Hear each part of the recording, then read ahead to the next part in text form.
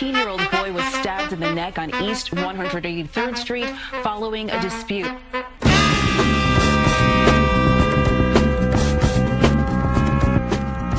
was later pronounced dead at St. Barnabas Hospital. My brother was 15. He was a boy. A wake was held for the second day. Junior's mother greeted by the crowd with a bouquet of white flowers.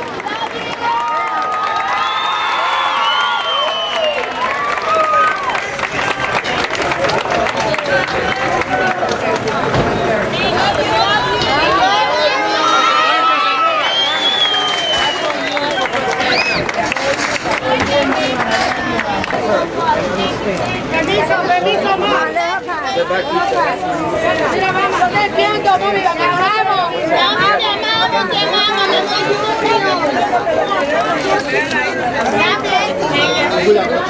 te bendiga.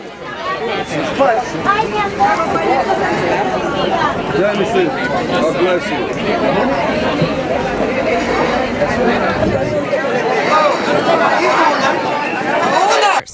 Mayor de Blasio arrived later, along with several young NYPD explorers, a group Guzman-Feliz was a part of, hoping to one day become a police officer. So this is your brother Herman Smalls trying to bring you live and direct the people that are here to pay their respects to this young man. Ran into a longtime friend from the Bronx and also a brother whose life has had issues that I think relate to some of the things going on today. We were just going into a great build, and I said, "Good brother, can we share some of this wisdom you got?" And at first he was reluctant, but he thanked me and blessed me as he's relenting. So, what your name, your history? What can you share? What are some of these young men going through today? Well, how you doing? I'm from Harlem, basically. A lot of people know me. And it's just sad though how this gang mentality is now. It's developed by these penitentiaries, and these kids now are just something else to jump on other kids and stab them. And then, I mean, really, this is a very hurting feeling. And it seems like there's no end to this. I don't even know how you can combat this kind of situation now. With these young kids coming up with this gang mentality. It's just so sad. And like I said, I know a lot of people that did a lot of time, 34 years in penitentiaries, and we look at these young kids saying, these kids is off the chain now, they're crazy. And get to a point, we're scared of them. We're scared of them to a point that they can cause us to go back to these penitentiaries for things that we don't want to go back. Right, you know, it's right, exactly. We all live in the same community, we come from the same, don't have nothing, and we fight against things like that. We need to fight against things like the gentrification, how the system is doing us, and we don't have jobs and no place to live, kids. And also, I want to explore like that fear for a moment, because a lot of people get that twisted. Like you said, it's a fear, because you know, you brothers, I know the OGs know what you're capable of. The fear is going back in the joint. It's not the fear of them per se, but knowing that they have no rules and boundaries to check them, you might have to do something that will have you back inside the joint.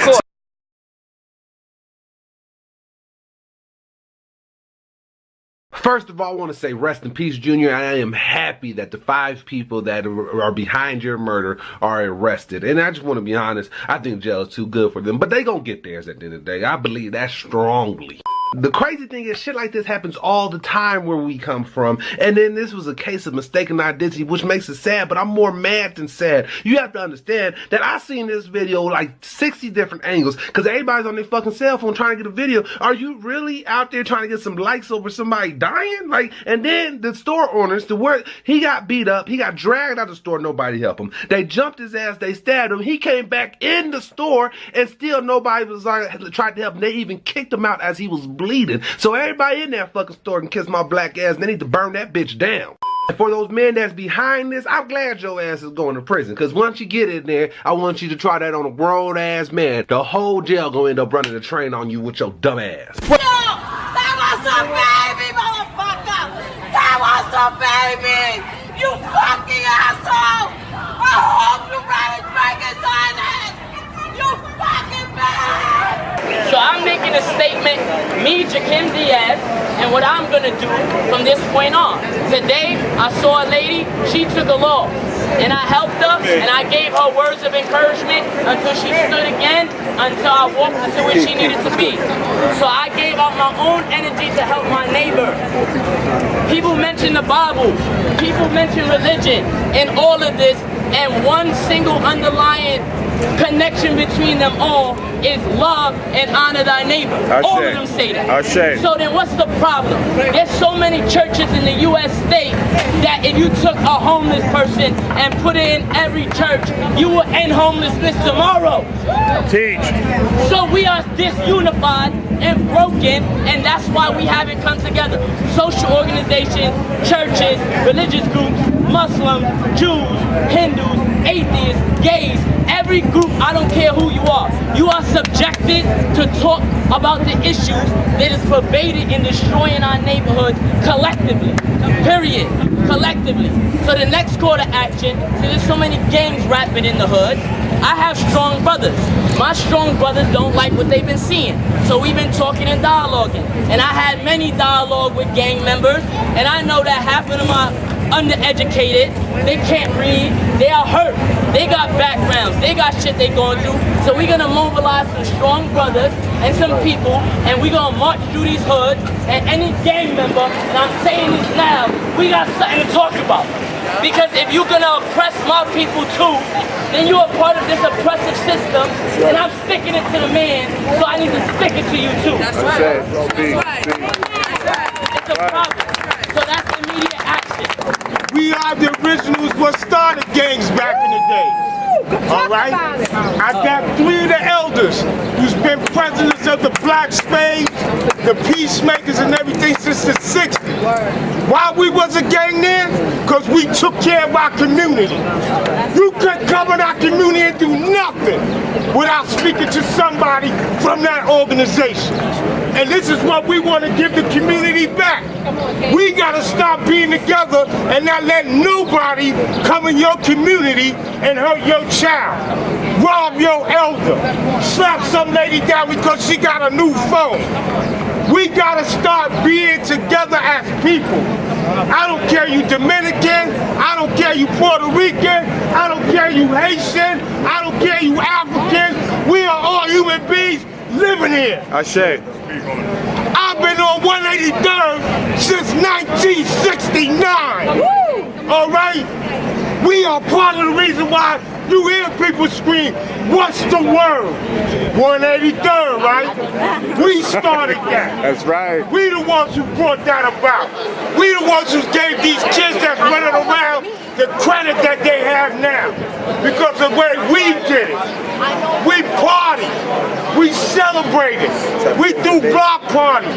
We do rent parties to help people don't lose their apartments. We used to chip in to get the trucks to come on the block with the slide thing for the kids. We did things to make the community safe. Ain't nobody doing that no more. You know why they don't want that no more? Because then that's unity.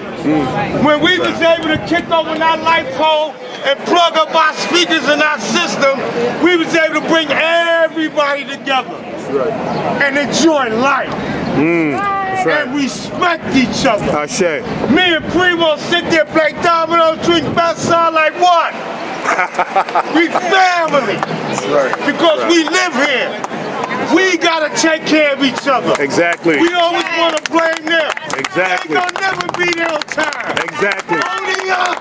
Exactly. We're the only one that can be on time to stop something. Because we live here.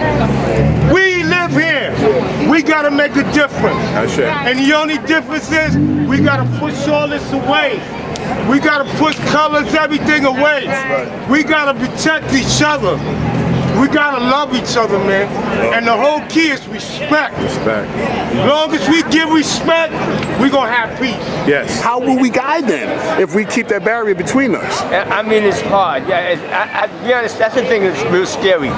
I don't even know nothing to combat the situation with them, to be honest. You know what I mean? Maybe we need to get some of these big celebrities to play a part, like LeBron James, who come in these communities and talk to these kids. That could probably help if they actually see these people that they look up to them and actually see them and reach out to them and talk with them. Things like that. Then you got some kids, they just can't be talked to, man. I'm sad to say, that's why they built penitentiaries. Some people are just so out of control, they can't live in society, it seems like at times.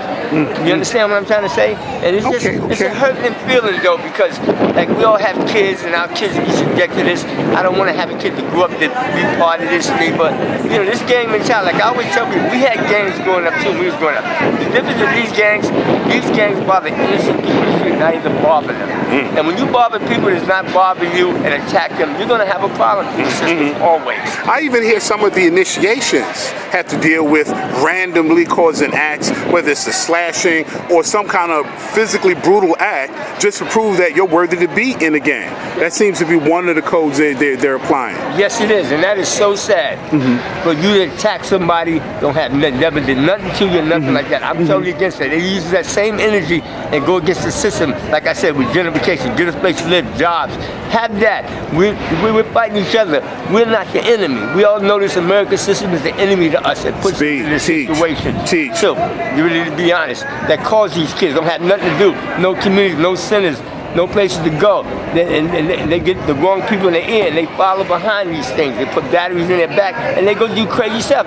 And then 40 years when they look back and their whole life has been in that penitentiary, it's just sad though. It's just so sad how the world that we're coming to. These kids here, like I said, what makes this real dangerous, I don't even know what to say to combat this situation. And really, to be honest, I don't even know how to change this situation with half these kids, man. Well, I tell you, I think a good place always to start is to hear them, you know, listen to them, provide an ear, because they're going through many things that are having a face on. A lot of them are scared. This is fear. The gangs order to, you know, people are rolling on me. I need a force. Who can I roll with so I can defend myself? So many of these actions are fear-based. I think, again, as men, as we either stay in or get back into the home and make sure that these young men coming up behind us have some kind of structure. So all is not lost yet, but we are in a dire situation. And the situation, like I said, was real sad too. You can try to talk to some of these kids will jump on you now for trying to give them good advice. That's what makes it so sad. They jump on old people. I seen 3 or 4 kids jump on a 7-year-old man. You see it every day. It's just so sad. They jump on old people. You give them advice.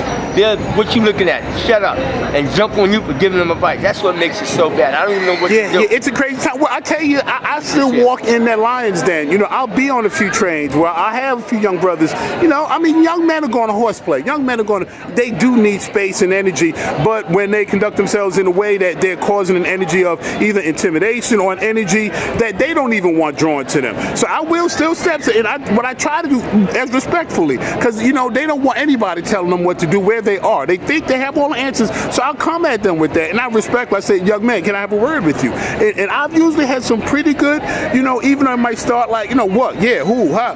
I'm like, you know what? I see you in me, young man. And all I want to do is share a little bit of the time that I've learned here that might help you later. And I can't think of a bad outcome I've had. Even if the brother was non-responsive, the energy still came back down. So I definitely don't want us to think that our young men, and even our young ladies, are unapproachable.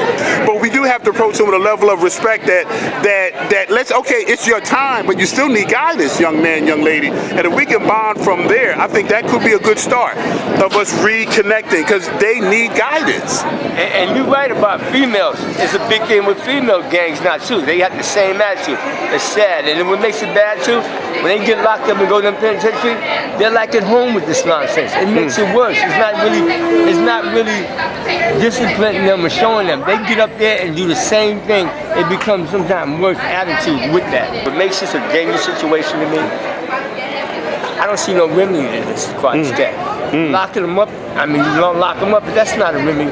They growing up now to have this gang mentality, man. It's just sad. That's what makes it sad. I don't even see a remedy in this nonsense that they're doing, man. Really, to be honest. Okay, it's scary. I accept that it's kind of bad, but we are the comeback people. I think we're going to pull out a win. We just got to stay committed. But brother, again, thank you for sharing your words. And stay tuned. We're going to have some other insights and comments as we celebrate the life of a young man, unfortunately, that was taken from us too soon.